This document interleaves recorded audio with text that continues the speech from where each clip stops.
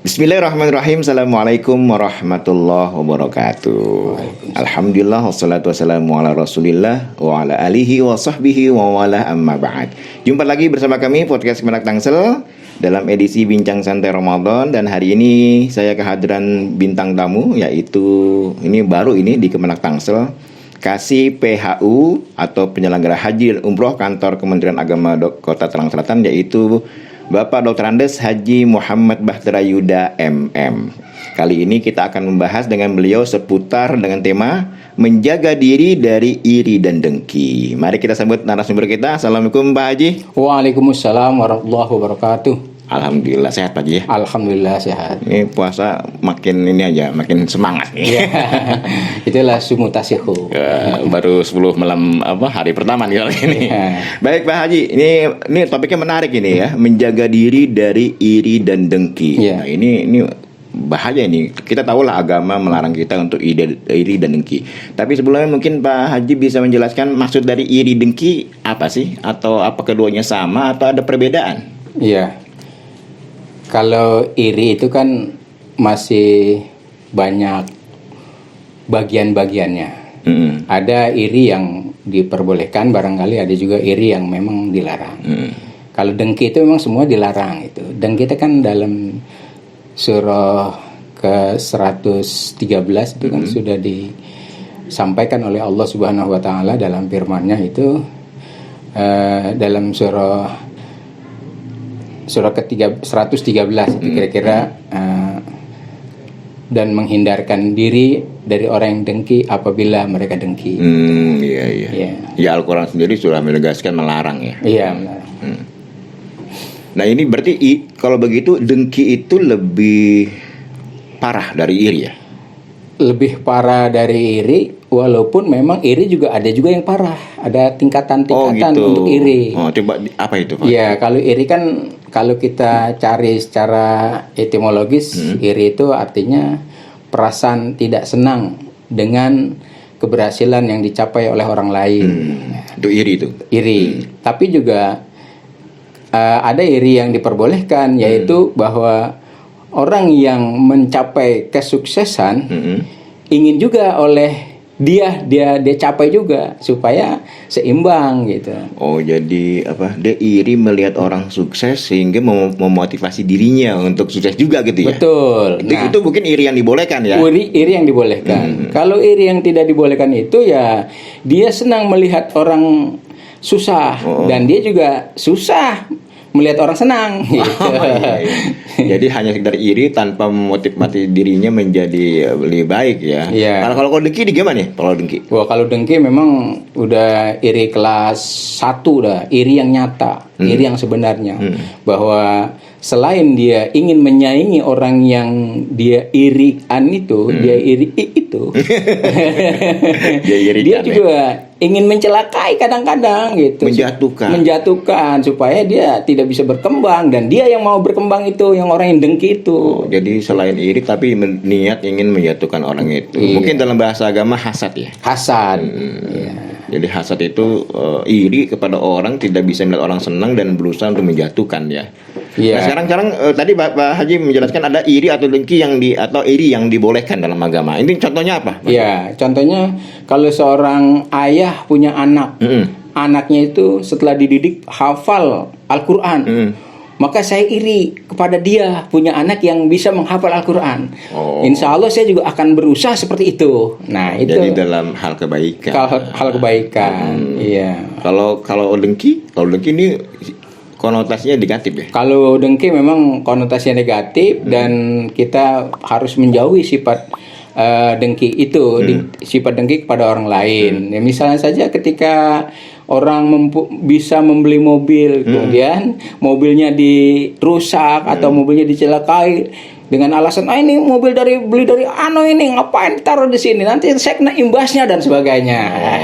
Itu dengki ya. Nah, kan kaitannya dengan Ramadan nih, kan kita sedang menjalani puasa ya, ibadah Ramadan. Ini gimana cara menahanlah diri dari sifat iri dan dengki ini? Iya. Kalau menurut Nabi Muhammad sallallahu alaihi wasallam, iri dan dengki itu sudah termaktub semua di dalam rukun Islam. Misalnya kalau kita rajin beribadah, sholat misalnya, maka sifat-sifat iri, sifat-sifat dengki, sifat-sifat tercela lainnya itu insya Allah akan hilang dengan sendirinya. Inna sholata tanha anil fahsya'i wal munkar. Sungguh sholat itu mencegah dari perbuatan keji dan munkar. Keji dan munkar itu termasuk iri diantaranya, hasad diantaranya, dengki diantaranya. Gitu. Makanya dalam sholat nggak ada istilah orang kaya di depan, orang miskin di belakang, nggak ada ini ya, nggak ada perbedaan ya, ada sama. kesetaraan di sana. Iya. Kalau dalam puasa sendiri gimana Pak Haji? Boleh gak iri ya? Ya, iri itu kan kalau memang iri yang negatif itu termasuk makruh. Bahkan ada yang mengatakan itu membatalkan puasa. Pahala puasa. Iya, pahala puasanya dibatalkan oleh Allah. Karena apa? Karena dia hanya sekedar mendapatkan lapar dan haus, tidak mendapatkan hikmah di balik puasa itu. Gitu. Jadi kalau saya iri nih dia bisa puasa kok sore masih semangat, saya iri, itu mungkin boleh ya kalau gitu ya. Boleh. Ini Pak Haji kan sekarang kan udah mulai sore nih, kok masih seger gitu kan. Jadi boleh iri dong berarti ya. Boleh saya. Kalau orang yang suka iri itu kan disebut orang irian. Oh iya. Orang yang suka iri kan irian namanya. Bukan Papua ya. Papua. Baik, sekarang gini Pak Haji. Sama gak iri dengan cemburu? Nah, cemburu lagi nih. Cemburu kan sifat manusia yang ada dalam hati juga. Iri, dengki, cemburu itu kan semua ada dalam hati. Cemburu itu artinya kekhawatiran apa yang dimiliki, apa yang dia cintai itu dimiliki juga oleh orang lain. Kalau di situ sih efek dari sebuah kecemburuan ini timbulnya rasa kasih sayang. Iya, kalau kita cemburu dengan istri kita misalnya digodain oleh orang, maka kita akan lebih mencintai istri kita itu. Ada kompetitif di dalamnya. Kalau ada suami istrinya digoda orang tidak cemburu, itu berarti nggak sayang. Ya, seperti itu kira-kira. Dan yang perlu dipahami bahwa cemburu itu bukan terhadap istri saja, gitu kan. Betul. Barang juga boleh kita cemburui, khawatir diambil orang, maka kita amankan, kan gitu, kita jaga. Dan kaitannya dengan Ramadan, mungkin kita harus bisa menanamkan sifat iri dalam diri kita, tapi dalam hal kebaikan. Jadi iri ini mungkin tidak seluruhnya. Kalau kita ingin melihat, misalnya ada orang bisa baca Quran dengan baik, kemudian kita iri gitu. Itu iri juga namanya kan? Iya, iri juga. Kan? Jadi mungkin di Ramadan ini kita harus bisa menanamkan iri itu dalam kebaikan. Kenapa orang kok bisa baca Quran dengan baik, kemudian bisa sedekah, bisa iktikaf dan lain sebagainya. Itu mungkin harus ditimbulkan sifat-sifat itu, bahwa di bulan Ramadan ini kan kita tahu adalah waktu untuk mendulang pahala, mendulang kebajikan sebesar-besarnya untuk mendapat ridha Allah. Maka dari itu ketika ada orang iktikaf, kita juga iri, kenapa kita tidak iktikaf? Kita punya waktu, kita juga punya keinginan, kita juga punya hasrat untuk berbuat baik, kita iktikaf lagi. Nah, itu kan ejawantahan dari iri yang positif, baik gitu. Orang-orang misalnya setelah puasa bukan hanya tidur, dia juga kerja, tetap melaksanakan aktivitas yang dibolehkan gitu kan. Nah, orang lain seperti itu bisa, kita juga insya Allah bisa. Nah, itu gitu yang positif juga. Kalau yang negatif itu kan biasanya ada tetangga gitu, nggak bisa ngeliat tetangga misalnya di depan rumahnya ada semen 2 sak atau ada pasir, waduh udah mau bangun lagi dia ini gitu kan. Ada tetangga beli kulkas, waduh udah iri tuh ya. Nah itu yang iya, tapi saya juga ada semen malah 5 sak, nah saya juga mau bangun juga lah. Kebetulan ada yang rusak kan, nah itu boleh juga. Yang penting jangan ngambil semen dia. Dan tidak berusaha untuk menjatuhkan ya. Iya. Nah kemudian dalam kaitannya dengan Ramadan kita ini Pak Haji ya, masih di awal-awal Ramadan, apa kiat-kiat atau cara agar kita tidak iri dalam perbuatan-perbuatan yang negatif tentunya iri? Gimana kiat-kiatnya ini? Ya, kita memahami bahwa apa yang kita miliki itu pemberian dari Allah. Dan yang mereka miliki juga itu pemberian dari Allah. Itu namanya sudah takdir. Kita dapat sekian, dia dapat sekian, itu takdir. Nah, kalau kita memahami bahwa itu merupakan takdir, sudah kita serahkan saja kepada Allah. Karena Allah yang mempunyai kodrat. Jadi menumbuhkan sifat qanaah ya. Iya. Jadi puas dengan pemberian Allah bahwa apa yang kita miliki ini yang terbaik gitu ya. Iya. Tidak kemudian menilai karena orang iri itu bisa jadi suuzon, Pak. Iya. Ini orang kok pegawai negeri toko mobilnya banyak banget ya gitu kan. Iya. Jangan korupsi nih. Nah, itu bisa bahaya lagi. Bahaya itu. Selain iri tapi juga menumbuhkan sifat uzon ya. Ya, bisa saja ketika ini pegawai negeri punya mobil banyak, masa saya swasta, saya pengusaha nggak bisa seperti mereka. Nah, itu bagus kalau gitu, yang ya. bagus yang seperti itu.